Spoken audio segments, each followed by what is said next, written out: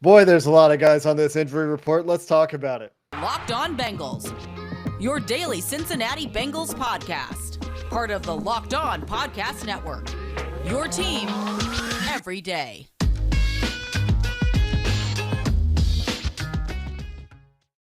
What up, Bengals fans, and welcome to another episode of the Locked On Bengals podcast. I'm your host, Jake Liscow. He's your host, James Rapien. One day before I travel to Cincinnati for this Week 4 contest against the Jacksonville Jaguars, we're going to talk about a worrisome injury report that the Bengals put out on Monday. It's an estimation of who would have or would not have practiced because they're just 3 days away from a game. I don't think the Bengals will have a real full-on practice between now and Thursday Night Football, and that's just the way things go. Man, I don't know if I've said this before on the podcast. I don't like Thursday Night Football at all. I think that the NFL should only ever do Thursday Night Football after a bye week. I think that it really contributes to some injury problems potentially around the league, but that's also somewhat speculative. Before we get into the show today, James, what are we doing on Wednesday night? I can't remember. We're meeting with the best listeners on the planet. If you haven't heard, and by God, I hope you have by now, we're having an official meet and greet at the Blind Pig. It's on 3rd Street downtown, just a couple blocks from Paul Brown Stadium, with Jake Liscow in town, along with Joe Goodberry, some other prominent Bengals figures like Bengal Jim, the commissioner. No, I'm not talking about Roger Goodell. Yeah, is going to be there, and a bunch of others. So show up, because you might win Bengals Jags tickets or an autographed football, or maybe we could just drink, some beers, have some cocktails together, and talk some Bengals. Because what better way to do that than in person and at the Blind Pig on Wednesday night? Starting, I didn't even give a time yet. Starting at 7:00. What if we did have Roger Goodell? That would be. Then we would definitely have to do a long extended Q&A, and I think he would get some booze. Well, that is tradition. Roger Goodell is present, one must boo. That is just the way of the world for Roger Goodell. Instead, we're having some chopped liver. Only one person will get that, but that's okay. Let's keep going. I think a few people will get it. A few people saw that tweet. That are on Twitter. Let's talk injury report, James. This is not good stuff. This is a little bit worrisome. And on the one hand, it's the Jaguars. And there are some trap game elements to this game. But Jacksonville is currently one of, if not the worst team in the NFL. They're bottom 3 for sure. Urban Meyer doesn't seem to know what he's doing yet, in parentheses, not to offend the Ohio State aficionados too much, but it seems like a disaster down there. Trevor Lawrence hasn't really found his footing. Immensely talented, hasn't really figured it out yet. The offensive line is middling at best. They traded CJ Henderson on Monday. He didn't play in week 3, so it's not like they lost any immediate snaps, but worth noting, they just traded a first rounder a year later, 2 years later, for a 3rd round pick. But yeah, he was the 9th pick in 2020. Yeah. The Bengals, so a year ago. So the Bengals, though, are very injured coming into this game, apparently. Obviously, Trey Wayne's still working his way back from that hamstring. He would have been limited if the Bengals had practice today, 3 days before the game. So that would be the Wednesday practice, would be, I think, what they're estimating. So Trey Wayne's would still be limited if they had a Wednesday practice today on Monday. Darius Phillips has a hand injury. He would have been limited. And Chidobe Awuzie would have been totally out of practice with a groin injury he suffered. He missed the rest of the game in Pittsburgh after that injury. So that's 3 corners, which would leave the Bengals with, Eli Apple. Mike Hilton's in the slot still. And Jalen Davis is also a slot corner. And that's it, right? That's all the corners on the 53-man roster? Yeah, so you're talking Tony Brown. Yeah, he's on the practice squad. So it would be Tony Brown with no backup outside. And maybe they go sign somebody on a short week, but that's not good. It's not good. I would say this. I do think Waynes is going to play. I think what they thought is like, hey, we're not going to rush him back. This dude's missed 19 straight games. But even though he could probably play against Pittsburgh, let's suit him up 3 days later and get him a couple more practices. And so if Waynes is back out there, it helps some. But how rusty is he going to be in one of the Jags' strengths? At least they have two good receivers at the top of that depth chart. I think DJ Chark's a good receiver. We saw him last year have a big game at Paul Brown Stadium, and we know what Marvin Jones can do firsthand. So you certainly need some depth in the secondary. And, I don't think Awuzie is going to play. I would be shocked. A groin injury on a short week. Yeah. Like we saw that with the Steelers. They had about 52 groin injuries, and not many of those guys played. And something in Pittsburgh, injuring football player groins, and Chidobe Awuzie, the latest victim. Also, non-participants by estimation on Wednesday would have been Jessie Bates, T. Higgins, Riley Reif, Xavier Su'a-Filo. And Xavier Su'a-Filo, I think, has probably at this point lost his starting job. We'll talk about Jackson Carman in segment 2 because I've rewatched all of his snaps on the TV angle last night. Seems like he's won the job, but the other three guys, I didn't think T. Higgins was going to be a multi-week thing. The way they talked about it, it sounded like there was a real chance. They were giving him an opportunity to play on Sunday against Pittsburgh, and he didn't quite get there. He still would not have practiced, though, if they practiced today. Jessie Bates apparently dealing with a neck injury of some sort. He had a awkward hit late in that Pittsburgh game. He's a little bit slow to get up. You probably remember that. And Riley Reif left the game for a few snaps, came back in with the ankle. Out of these injuries, what's your feeling? My feeling is that Riley Reif is probably going to be okay. And Jessie Bates should be okay, but it's kind of in the air if you don't practice. Yeah. Look, here's the problem with these estimations is it's an estimate, right? And they didn't have practice. They didn't do anything. They're recovering. And Riley Reif might have spent a lot of the day Monday in the training room. Jessie Bates, the same thing. The real indicator is going to be Tuesday when they practice, and I say that in quotes because they're not really practicing at all this week. It'll be a glorified walkthrough, but can Bates be limited? Will Reif be limited? And if so, that bodes well, and that's a good indicator. Same thing with Higgins or Waynes or any of these guys, Awuzie. Like I said, I'm confident with Waynes. The Bates thing does worry me because if you want this blueprint to Jacksonville winning the trap game, it's when you don't have this amazing safety that hides some of your flaws in the secondary when your secondary is kind of beat up and you're missing your best corner, which there's a good chance, I think, that Awuzie is not out there. To me, that Tuesday indicator is going to be huge. I agree with you on Reif. The fact that he came back is a good sign. He's a veteran. We know what Zach Taylor does. He's going to give the veteran as many days as he can. I wouldn't be shocked at all if he still plays Thursday and doesn't do anything this week, to be honest, because it's an ankle and you want him as healthy as possible. And if he's good to go, he's good to go. That being said, I thought T. Higgins had a shot to play Sunday, even after he was doubtful. And so the fact that Zach Taylor on Monday said, he's still dealing with some soreness. He went through an extensive workout Sunday. We'll see, because there could be, and you could make this argument, hey, try to get through the Jags game. Then you have 10 days. And T. Higgins could be really close, if not back to 100%, if we just give him, one more week. I get that. I also think that the offense obviously much better with T than without T. So it's a delicate balance in how you're doing things. So we'll see which guys are able to participate on Tuesday. And I think that'll be a sign into which direction they're leaning with some of these guys for Thursday night. Yeah, that's exactly the question, right, that you just brought up is, do we just try to get through this game and just try to win it and try to get these guys that are kind of on the brink an extra mini bye week worth of rest? That could be very tempting, especially for the groin, the hamstring, the ankle injuries, the knee injuries.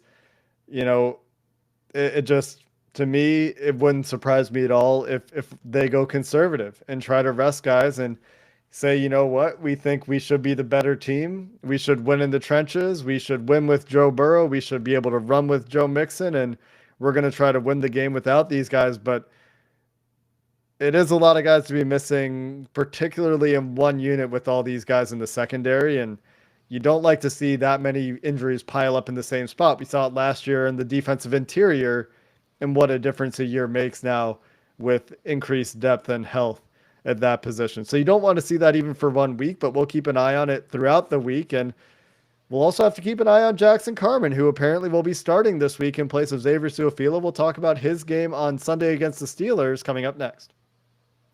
Hey, Bengals fans. We've talked about this for a few weeks now, Get Upside. It's an incredible app that saves you money. And you can save up to 25 cents for every gallon of gas every time you fill up. Look, you're going from A to B, just like me. I drive from my house to Paul Brown Stadium nearly daily. And if I could save a little money on gas, I'm going to do it. And that's why I went to the App Store on my iPhone, downloaded the Get Upside app, and you can do that. Or if you got an Android, go to Google Play. And when you download the app, make sure you use promo code TOUCHDOWN, and you're going to get a bonus 25 cents per gallon on your first fill up. It's free money. It's that simple. It's a free app. You download it and you save money at the pump. So do it right now. Go to the App Store. You got your cell phone handy. I have mine right here. If you're looking on YouTube, if not, well, picture me holding an iPhone XR because that's what I have right now until I upgrade to the next one. And download the Get Upside app. Use promo code TOUCHDOWN to get up to 50 cents a gallon cash back on your first fill up. Again, Get Upside, promo code TOUCHDOWN. The Cincinnati Bengals are one of the more favorited teams in week 2, according to BetOnline.ag. 7.5-point favorites at home, minus 330 on the money line. And, well, BetOnline.ag, we talk about it all the time. The number one spot out there for all of your football action this season, whether it's college ball, pro ball. They've got you covered with a new updated site and interface with even more odds, props, and contests that are designed for people like you, the number one source for everything football. They've even got a 100% welcome bonus right now. They will double your initial deposit just for signing up. Use promo code NFL100 to get that double on your initial deposit. From football to basketball, boxing to MMA, they've got everything you need to take advantage of all of their amazing offers in the 2021 season. So go check them out at betonline.ag. Your online sportsbook experts. All right, James, let's talk Jackson Carman. I watched all of his snaps again yesterday.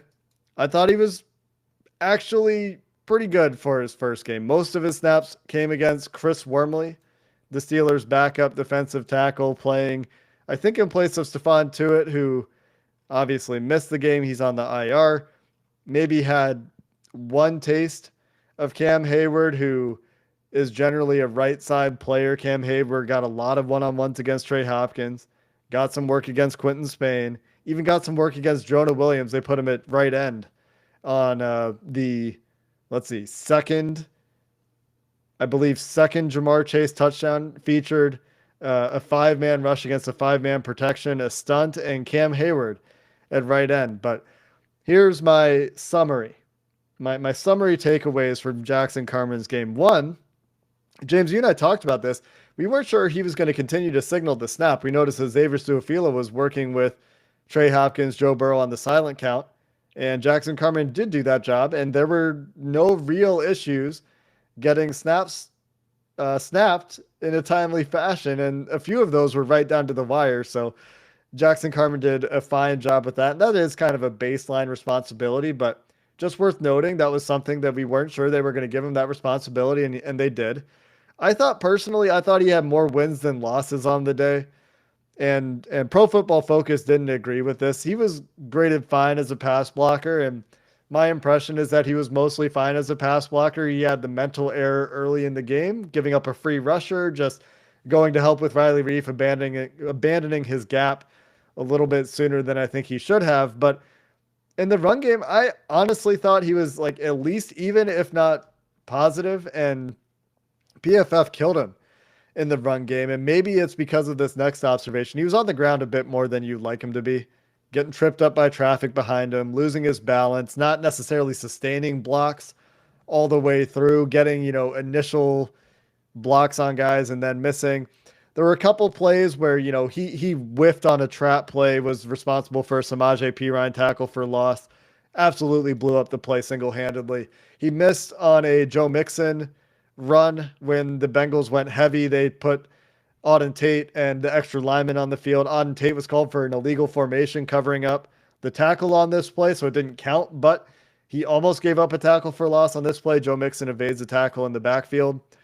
Generally speaking, though, I thought he was pretty good in the outside zone scheme. His athleticism showed, his strength showed, the potential is clearly there from a physical tools perspective. And there weren't really a ton of mental mistakes, in my opinion. And even the technique I didn't think was, awful for first game in the NFL. I liked his awareness and pass protection. You could see his head on a swivel on numerous snaps when nobody came and engaged him directly. He was watching Riley Reef on his right side. He was watching Trey Hopkins on his left side, and having that awareness, maintaining his level in pass protection, I thought was pretty good. So at a high level, I thought it was a really promising first start for Jackson Carman. Again, he wasn't tested a ton. The Bengals only had like 18 dropbacks, and a handful of those, the Steelers rushed nobody at Jackson Carman, and he was looking for somebody to block.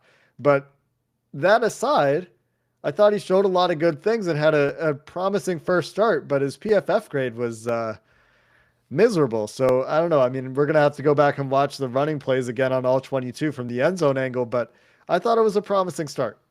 Yeah, and that's fair. And look, and I know you know this, but just to, reiterate it, like PFF is one metric. And so Jackson Carman, yeah, was he an A++, like just lights out type? No, not necessarily, but I agree with you. I don't think it was a fail. And if you get a 30 overall, well, my Cincinnati math tells me that would be a fail. And the way they grade is usually like the one miss. It's just so heavy, especially, it's so heavily weighted because there's only 18 pass blocking snaps, right? Well, his pass blocking grade was even okay. It's just like, wasn't it in the 50s or 60s? Yeah. 60 something. Like, it was one of the higher pass blocking grades on the team. But when you miss a couple run plays, I mentioned he blew up one run play entirely. And he had another where he loses his guy and he's on the ground a few other times. Like, if you have that and you don't have like really big positive plays on the other side, that's how it ends up happening, because small sample size stuff, it's weird. And that's why, there's probably at some point we need to have some PFF grade discourse and how to use it, but continue with your point. Well, yeah. That's the thing, is it's a tool. It's not the tool. And so when it comes to Carman, I think there's plenty to be optimistic about. And he talked on Monday, and he clearly is a guy that knows there's a lot that he can improve on and get better at. And that's what I like, because I don't want him to feel like he's arrived. And that may go without saying, but you're talking about a hometown kid who knows that the Bengals have gotten for the second straight show in a row, I'm going to say it, gotten their asses kicked, recently against the Steelers, specifically over the past 5 years. And he's making his first start at Heinz Field, and he's a big reason why, at least a reason why, they didn't allow a sack and snap that Steelers streak. Like, it would be very easy to feel that way. And I don't think he does. And you hope he could continue to build on that and play well against Jacksonville, because to me, I don't think he's fully earned that starting job yet. And Xavier Su'a-Filo, I would be surprised if he's active this week. To me, it's more, can Jackson earn it and not just do it once, like you said, because he wasn't facing starting level guys through most of the game, and sometimes didn't have anybody to block and could just go pick and choose. Can he do it consistently? And I think that's the key. And so how does he respond to this? Hopefully it's well. It sounded like it when he was talking with the media, that he had the right mindset, and that's going to be the key for me. But certainly a positive performance, I think, because going into it, we talked about it right here on Locked On Bengals. It was just don't kill them. Just don't be the reason why the offensive line isn't getting push or isn't protecting Burrow. And he certainly did his part to keep 9 upright and open holes for Mixon, I thought. Yeah. And it's worth noting, like, the offensive line wasn't exposed very much against Pittsburgh. Burrow had the second fastest time to throw in week 2. Only guy faster than him was Ben Roethlisberger, whose passing game consisted of... You mean week 3? Week 3. I do. Yeah. Only one faster was Ben Roethlisberger, whose game plan consisted of checking the ball down in the flat to Najee Harris on 4th and 10. So I think that there was a concerted effort to protect the offensive line, and Joe Burrow didn't pass the ball very much. 18 dropbacks, 19 dropbacks. Not a lot asked of the offensive line when the ball was coming out that quickly. However, also worth noting on that play that I talked about at the top of the segment, when Cam Hayward was at right end, Joe Burrow had an eternity to throw. I mean, it was a perfect pocket, got to his fifth read. That is a very, very promising pass protection snap. So if you want the full detailed notes on Jackson Carman's game, I did tweet them. My notepad, line by line, snap by snap notes are there. And coming up next, James, let's talk about the trap game potential of week 4 and a little bit of what some concerns might be, even though the Bengals are getting off to a 2-1 start here. This episode is brought to you by Rock Auto. Fall is officially here, which means the last thing you want to do is be dealing with some kind of car maintenance this winter when it's cold, when there's ice, when there's sleet. That means you got to get the car maintenance done now, and you can save money. You can save time if you're one of those do-it-yourselfers, or maybe you're not. Maybe you're not that comfortable doing a bunch of stuff to your car, which I understand. I was there once, and I'm still not the handiest guy in the world. But something as simple as an air filter or changing your oil, you can learn that on YouTube, which hopefully you subscribe to Locked On Bengals on YouTube, and then order the parts and save money from rockauto.com. Why choose to spend 30, 50, even 100% more for the same parts? And it's not just the basic stuff. You need a fuel pump, Rock Auto is going to have it. Whether you drive a Honda, a Daewoo, a Kia, a Corvette, they got it. They're a family business. They've been in the business for more than 2 decades. So check them out at rockauto.com. See all the parts available for your car and truck. Be sure to write Locked On in there. How did you hear about us box so they know we sent you? Amazing selection, reliably low prices, all the parts your car will ever need. rockauto.com. After you get your car all fixed up with your Rock Auto parts, make sure you go down to Rivertown Inkery and Apparel, the t-shirt and, well, other products, not just t-shirts, but they've got products for you that are Cincinnati based. We've been talking about them for weeks. James has showed you how cool one of the shirts is. It's going to be one of my first stops. James is going to fix his Corolla. He's going to replace the air filter. He's going to come pick me up at CVG on Tuesday night. We're going to get some wings, and then Wednesday we're going to head over to Rivertown Inkery and Apparel, and I'm going to get myself a sweet Cincinnati-made shirt. They're going to be probably the best shirts you've ever owned. They're going to be soft. They're going to fit you perfectly. They're going to be perfect for watching the game on your couch or tailgating at one of the many great Cincinnati tailgates I'm excited to get some exposure to. You can shop online today at rivertowninkery.com or visit the retail shop in Oakley at 3096 Madison Road. They're open Tuesday to Friday from 10 to 6, 10 to 5 Saturday, 11 to 4 Sunday. So stop wasting shirts that'll be dated or dingy by the end of the season. Go to Rivertown Inkery and Apparel and buy something you'll love wearing season after season. I know I will. You can shop online with code LOCKEDON10 to save 10% off your order, or go visit the store in Oakley Tuesday to Sunday. All right, James, let's talk about this Thursday night matchup, shall we? I talked about this at the top of the show. I hate Thursday night football. This is a matchup where on paper, the Bengals are and should be heavy favorites. The Jacksonville Jaguars look like they're not ready to play NFL football. They're ready to face Alabama every week. And that's a quote from Urban Meyer, I believe. He's preparing his team to face a college football opponent. No. He said it's like facing Alabama every week. Like, everybody's great in the NFL. Yeah, no, I know, but I was making a joke about how he's bad at coaching in the NFL because he's a college football coach. Anyway, for the second straight show, I didn't get one of your jokes. So we need to get on the same page right now. I mean, geez. You know what? You're not the only one. Sometimes my jokes are just a little too deadpan, and people take them a little too seriously. Look, the point is Jacksonville's bad. And the other point is anything can happen on Thursday night football. And with the injuries the way they are, and the way the team reacted to week 1, and this is probably reading too much into it, right? But, they're talking about, there's some guys a little hungover in that locker room right now. Were the comments on Monday, right? Like, they went out and partied. No time to party this week. And they lost to a Bears team that, doesn't look good, let's say. They just got smacked by the Browns. Justin Fields, the better quarterback that James and I were talking about as an X factor in that game, got sacked 9.5 times because he doesn't look ready to play NFL football. And Baker Mayfield and the Browns offense went over 400 yards. And so, I'm not convinced the Bears are very good. And the Bengals got embarrassed in that game. They couldn't figure it out until it was too late. Can't respond that way this week after a win, after a big win on a short week. And some of the Bengals players talked about how hard it is to come off a short week and an emotional win and keep up that level. Yeah.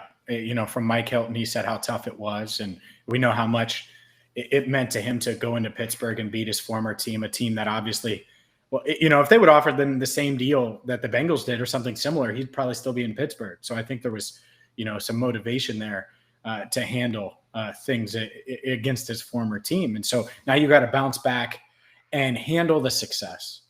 And from Zach Taylor on down, they have to learn that. Let me go back to the Minnesota game, right? So they go into overtime. It's a hot day, 10-minute overtime, plays down to the wire, huge win. Oh, my gosh, it's so great. The Bengals win. Well, guess what Zach did on that Wednesday? Walkthrough. And it was just a walkthrough. And you think most teams are going through a walkthrough, and he said it was, we played the extra quarter and stuff. Looking back, I bet he would have changed that because you need to stay dialed in. And in this week, it's even tougher because everything is a glorified walkthrough. They're not having real practices, and they're just basically going to install the game plan and suit up on Thursday. So how do they respond? We know they're more talented, right? We do. But the X factor this week isn't Justin Fields. It's a quick week. It's against a team that is going to be, honestly, pissed off that it's 0-3. Whether they're talented or not, they're going to want to show everybody that they aren't this 0-3 team. And by the way, they had zero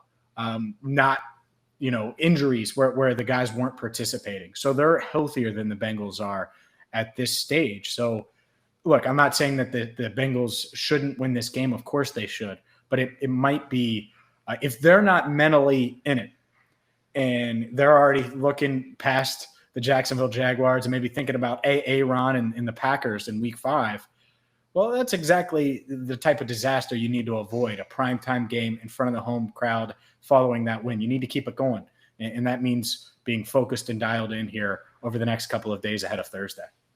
Luckily, James, we no longer have primetime Andy Dalton quarterbacking the Cincinnati Bengals to cover. I think that matters. And the other thing, and we're not going to have a ton of time to cover it this week, you can't tell me, and Burrows downplayed it, but going up against Urban Meyer, the guy who did not start him, that matters. Going up against Trevor Lawrence, it does. Going up against Trevor Lawrence, the guy that, he beat in the national championship game, but most pundits said, hey, Lawrence is the better prospect than Burrow. Two things there. Where is it going to fuel him or something? No, but I think he would certainly want to stick it to Urban a little bit, even though they're good friends and they talk, and Urban picked Joe Burrow's brain about how he needs to groom Trevor Lawrence, all of those things. I get it, but come on, man. You're telling me you don't want to almost stick it to the guy that never put you in as quarterback of the Ohio State Buckeyes? Of course you do. And that starts with a good week of practice here, a good week of preparation ahead of Thursday night's game. At the very least, you want to show the guy, hey, look what I did. Hey, look what I'm doing to you, right? Like Joe Burrow, where's that Michael Jordan? And I took that personal. We need that. Can we make that as a video? Is that copyright infringement? No, we could do that. Absolutely. Splice That's going viral. Yeah. We'll start doing some. We'll start doing some soundboard stuff. And I took that personal. That's Joe Burrow this week, right? And to be fair, Trevor Lawrence, well, he's self-admittedly, not the kind of guy that needs to motivate himself that way by getting a chip on his shoulder. He's still a competitive football player. He still wants to win. He was still, by many, seemed to be a better prospect than Joe Burrow, who by many is seen to not even be the best quarterback from his draft class anymore. So you talk about chips on shoulders. If you win football games by accumulating more chips on your shoulder than the other guys, I think Joe Burrow single-handedly might take on Jacksonville in the chip on shoulder contest. Yeah, it matters. It does. And he's going to downplay it. He did on Sunday. He's going to get asked about it again on Tuesday. But I would have a chip on my shoulder. I know if I had to go to another town, I've actually had to do that. And you better believe that you go to that town. When I went to Cleveland and I'm like, oh, I couldn't get this opportunity in Cincinnati, I'm going to show them. You just have that. You do. That's a natural thing. So I think obviously he did that at LSU. The next step to it is to having success in the NFL. And what better way to do that than to beat up on Urban Meyer, Trevor Lawrence, and the Jaguars and make them 0-4. At least as of now, I think it could be a competitive game, at least early, and it's going to be up to the Bengals to get off to a quick start against a bad team. Just got to execute. Just got to play good football. The Jaguars don't have anybody that really scares you on their team. What scares you about this game is the injuries in the secondary for the Bengals. We will have plenty of time to get into it. We're going to have a crossover episode coming up. We're going to have our film review episode tomorrow with Bengals fans. I'll be on a plane, James. Can you hold it down without me? Oh, come on now. Of course I can hold it down without you. But the good news is I'm picking you up from Stevie G. Why? So we can go to the Blind Pig on Wednesday night at 7. Be there, wear your Bengals gear, and get ready because you might be able to see Joe Burrow and the Bengals take on Urban Meyer, Trevor Lawrence, and the Jaguars, even if you don't have tickets, because we're giving them away at the Blind Pig on Wednesday night. You have me going. I thought you booked Joe Burrow as a guest there for a second when you said you could see Joe Burrow, and then you continued with the tickets thing. Yeah, come win some tickets or football, or just come meet us, come have a drink. I'll call Joe and let him come through. Yeah, sure. Hit him up. Gonna have a lot of people out. It's gonna be a good time. Excited to see some people in person. Excited to attend the game. I'll be in 154 with the rest of the out of towners, and hoping to see some people and contribute to a very, very loud Paul Brown Stadium on Thursday night. Until next time, Bengals fans, when Bengals fans Mike will join James for a film breakdown episode. Hoo day, and have a good one.